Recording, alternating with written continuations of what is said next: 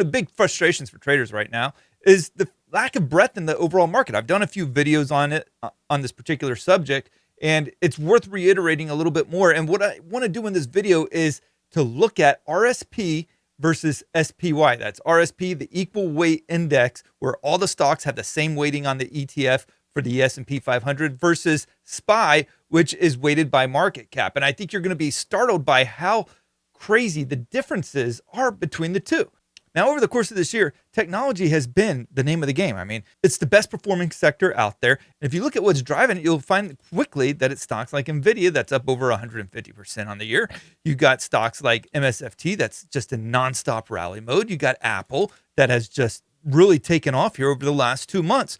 So there's a huge catalyst with these three stocks that weigh over $10 trillion in market cap, and that's where you're getting the majority of the strength. Now, with NVIDIA, it's also bringing up a ton of other semiconductor stocks as well. And you can see that most clearly through SMH, which has gone from 170 back in the beginning of this year all the way up to 260.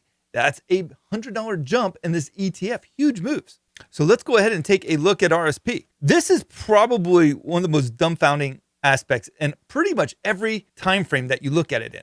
RSP today down 0.8%, but let's look at SPY. It was up 0.2%. Again, that's a 1% difference, or 100 basis point difference between SPY and RSP. And the difference is one's equal weighted and one's weighted towards market cap size.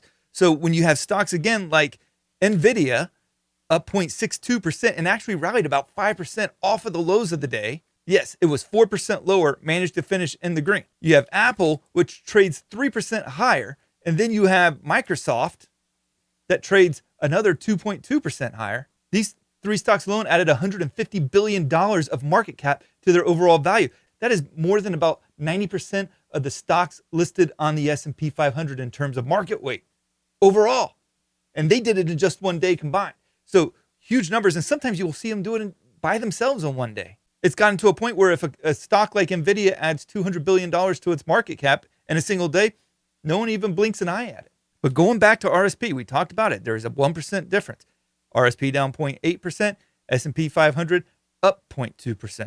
Now, let's look at RSP on the weekly chart. We won't even count this week's candle, which is already off to a horrible start. But if you just count the previous 5 candles before this week, you're talking about being down 5 out of the last 6 weeks, perpetually down during that time. You look at SPY, however, during that same course of time, it is up 4 out of the last 6 weeks. We look at it from a monthly chart. RSP is down 2 out of the last 3 months, not counting the start that it's off to this month. But on SPY, it's up 2 out of the last 3 months. So there's a huge divergence there. And it's being picked up in other areas too. When you look at the T2108, this is one of my favorite indicators for spotting divergences. You're sitting at a 31.12% on this indicator. What does that mean? That means that only 31% of stocks are trading above their 40-day moving average. And it's been doing this all year long. It's been putting in lower lows, lower highs, another lower low, another lower high.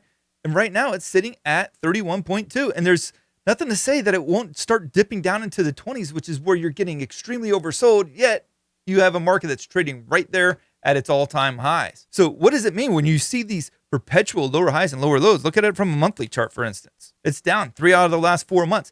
What does that indicate? It means that the moving averages, it's not like a flatline moving average or just like stocks that just suddenly started breaking below their 40-day moving average. That means the 40-day moving average on most of your stocks is sloping downward. So while it's great that the headlines continue to be that the S&P 500 is making new all-time highs on almost a daily basis, what we really have to be concerned about is what happens if Apple and Microsoft and NVIDIA or Meta or Google start to fall apart. We're coming up on earnings season. What happens if some of those stocks start to get negative reactions to their earnings report? I'm not saying that they're going to. If you look at it just in the recent past, it doesn't seem like these guys can hardly do any wrong. You get 1 or 2 maybe, but you don't see the full-fledged market sell-offs from like an NVIDIA or an Apple. They seem to do quite well with their earnings reports. But without these stocks, SPY is going to look much more like an RSP that has done absolutely nothing for the last 4 months. So here's the thing. I'm not saying that you should get short on this market. I'm not getting short on this market. I'm still long on the market. I do find that this is some of the most challenging trading conditions that I have been a part of probably since 2015. And I'm not just basing it off of only stock markets since 2015. I'm going back about 30 years. I thought 2015 was a very difficult year for traders. And I think this one's up there with a lot of them, because unless you're trading just exclusively in NVIDIA and simply holding it through 20% downturns like what we saw in April, it's going to be very hard to keep up with this market. Again, today you saw about 800 stocks go up, 1,800 stocks go down. You look at the technology stocks, only about 40% of them are trading higher on the year. You look at healthcare, it's trading higher, but it's more likely because of Eli Lilly. And you look at the healthcare stocks, only about a third of those are trading higher on the year. So there's a huge disparity between the haves and the have-nots. And there's a lot of have-nots and very few haves. And it's the haves that keep on getting more and more attention and continuing to drive the market higher, simply because of their share price keeps expanding at the expense of everything else. So I think it's very difficult to get short on this market, especially if you're just looking at shorting indices. If you look at shorting individual stocks, you run into a lot of risks from potential buyouts, mergers. You can get into a lot of those kinds of problems, or you get a good positive piece of news and you're all of a sudden